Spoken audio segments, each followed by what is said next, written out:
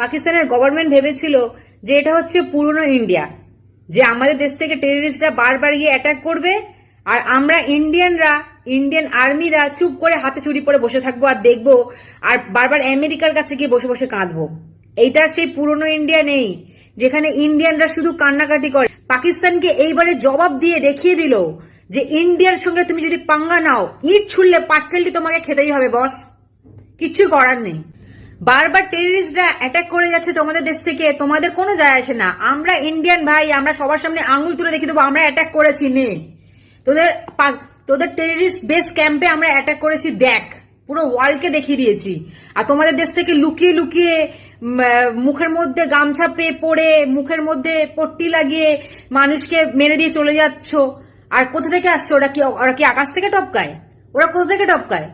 পাকিস্তান থেকে টপকায়, সবাই জানে ওটা পাকিস্তান থেকে টপকায়। তোমরা যদি অ্যাকসেপ্ট না করো, আমরা কি তাহলে তাহলে কি আমরা বোকাদের মধ্যে বসে থাকবো সারাক্ষণ? ও এটা কোথা থেকে আসলো, তার তো কোনো প্রুফ নেই। কোন দেশ থেকে আসছে কে জানে, কোন দেশ থেকে আসছে? আমরা কেন ফালতু ফালতু পাকিস্তানের লোকদেরকে, মাসুম লোকদের, বেচারা লোকদেরকে টার্গেট করব, বাচ্চাদেরকে মারবো, ঘুমন্ত মহিলা বাচ্চাদেরকে মারবো?